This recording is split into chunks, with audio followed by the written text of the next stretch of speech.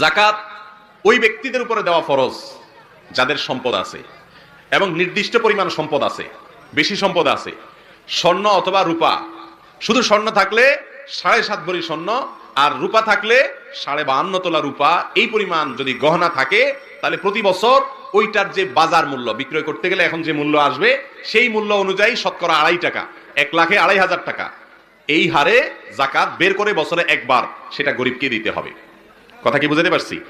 আর যদি নগদ টাকা থাকে তাহলে ওই যে রূপা 52.5 তোলা রূপা কেনার জন্য যে টাকা দরকার হয়, সামান্য কিছু টাকা হলেই আজকাল হয়ে যায়, 50,000-ও কম সম্ভবত, এই টাকা হলেই 52.5 তোলা রূপা কেনা যায়। 52.5 তোলা রূপা কিনতে যে পরিমাণ টাকা লাগে, যখন যে বছর আপনার কাছে টাকা আছে বাজারে কি দাম আছে সেটা দেখে ওই পরিমাণ টাকা যদি আপনার ব্যাংকে থাকে অথবা কাউকে হাওলাত দিয়ে রাখছেন অথবা ক্যাশ আছে অথবা দোকানে মালের আকারে আছে, যেভাবেই হোক ওইটা সম্পদটা যদি আপনার কাছে থাকে, যাকাত দেওয়ার মতো সম্পদ, এক বছরে একবার যাকাত দিতে হবে। বছরে কয়বার যাকাত দিতে হবে?